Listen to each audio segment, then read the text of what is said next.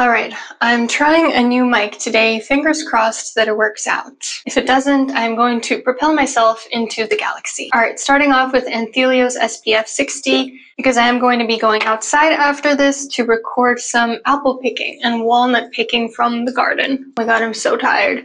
I haven't been sleeping really well lately. I have no idea why. Speaking of apple picking, I have some really exciting videos in the mix for you guys. So after this, I'm going to be recording a Get Ready for Autumn with Me video. And then next week, I'm going to be in Portugal and Spain using NARS Light Reflecting Foundation. And I'm also going to be dyeing my hair black for fall. I feel like because I'm going to such a warm destination in early September, it's not really going to feel like autumn, which is obviously not ideal. But I had some family members who were going there for a conference, so I said, yes, I will meet up with you in Spain. I'll make it work, right? Like, how terrible. Again, this is the part where I temporarily look like a raccoon. Please excuse me. So usually in the spring and summer for my makeup look, I use contour and blush, but for the winter and autumn months, if you want like just a little bit more of a vampy look, don't use blush because it makes you look more alive, and if the goal is to look vampy, then you want to look dead. So I'm just going to use contour.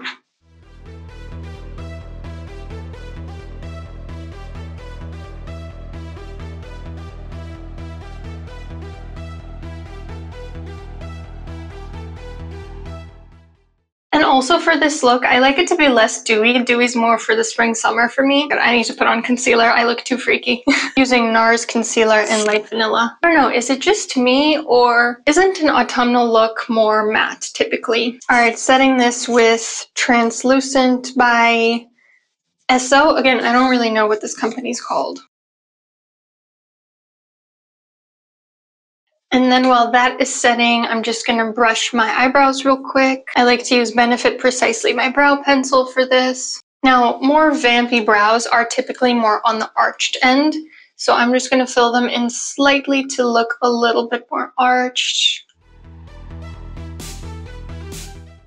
And then I'm going to go in with Benefit Brow Gel.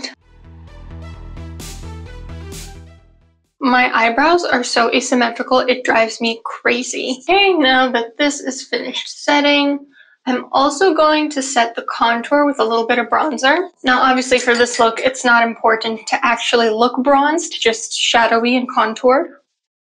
I'm just going to use NYX matte bronzer.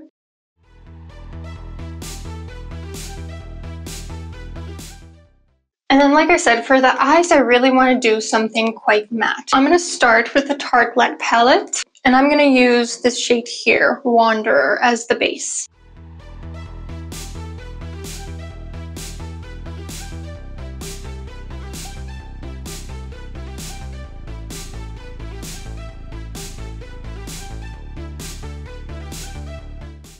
And then I'm going to go in and do almost like a wing with a darker color. I'm just going to use the color Fashionista and a small sloped brush.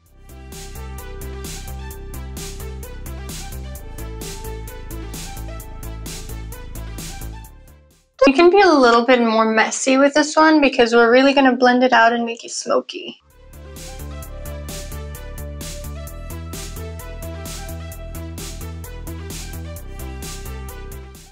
I'm going to go back in with the fluffier one and just kind of blend it out while also taking the shade Dreamer, which is kind of like a milk chocolate shade.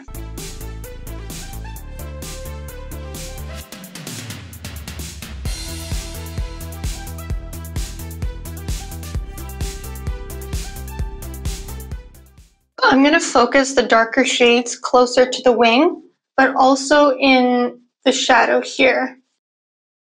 Okay. Then I can't decide whether to go in with like an indigo purple color or with more of like a wine color. Obviously, the wine would be more vampy, but the purple would be a little bit more witchy. I'm going to go purple today. So this is just the purple matte eyeshadow from Sephora.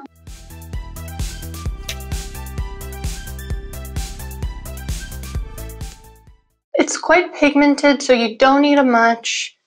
I'm just going to put it on the lid itself. You kind of like a little bit of a bruised look. Okay, this is the part that's going to make it all come together. Using Urban Decay Glide On pencil. I'm going to tightline the top and the bottom. I might need to do this off camera because I need to get up close to the mirror. Ta-da! And then I'm going to go in with this Lime Crime Venus like Halloween palette and using the shade Unseen, which is just basically matte black, kind of blend out the tight line.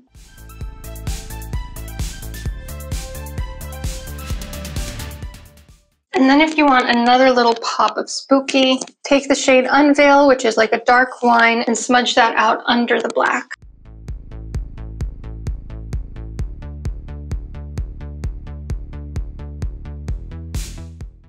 Alright, then comes the fun part, which is liquid liner. This is just Sephora liquid liner.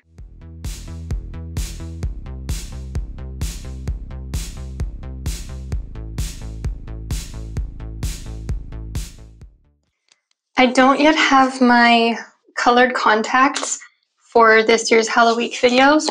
If I did, I would put them on because that would be part of the look. But just so you know, you guys, this year Halloween is going to be crazy.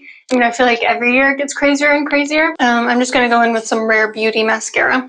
But it is my favorite time of year, and you're going to have a lot of autumn, spooky, mystical content on here while also having some spooky psychology content on my main channel. One of these days I'm going to need to go out there and film the intro for Halloween, and it is going to be a lot. I also need to film a promo for my next book that will be coming out, A Song at Dead Man's Cove. Whether I end up traditionally publishing or self-publishing, I know that I want to promote it with like almost this book trailer, so very excited for that. And then for the lips, if you want to do just like a pop of matte red on the inside of your lips, that looks like you just came back from feeding on a human.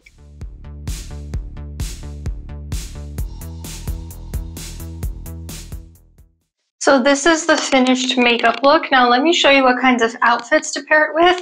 To tell you a little bit about my kind of autumn style. So spring and summer, I tend to have more of like a cottagecore, fairy, like summer goddess sense of style, but then in the fall I obviously shift to a lot darker. I bought some tartan skirts. I'm really excited. I'm going to wear those in Scotland, but they're like long, old-timey.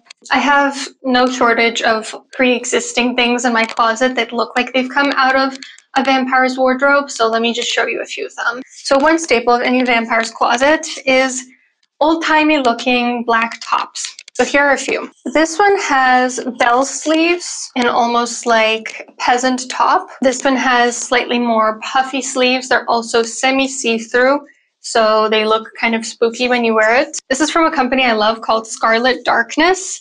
This looks very much like a Victorian blouse. This one has some shoulder pads, so it has like slightly puffed sleeves at the top, and it's made of velvet, which is obviously pretty vampy. And then this is also from Scarlet Darkness. It's a short-sleeved, lace-hemmed Victorian top. And these are the tartan skirts that I was talking about. So they're maxi skirts. They have like a lace up in the back, also from Scarlet Darkness. I can't wait to frolic all around Scotland in this. This skirt is a little bit heavier in its fabric, a little bit more for the winter. So let me pair some of these together. Let me wear one of these Victorian blouses with the skirt, and then also I have a surprise about how to make the skirt even more old-timey. So if you would like for your skirt to really pop out, you can use either a padded bustle, this goes over your butt so that the skirt sticks out, or you can use a hard skeleton pannier. I will be using one of those for an event in the next year in which everyone has to dress up like the 1800s, you know, Marie Antoinette, Rococo era. And whatever you do, I definitely recommend you wear a petticoat, which is an underskirt. This one's made of chiffon, which is just such a simple way to make your skirt so much poofier. Let me show you what it looks like. Do you see how much puffier this looks?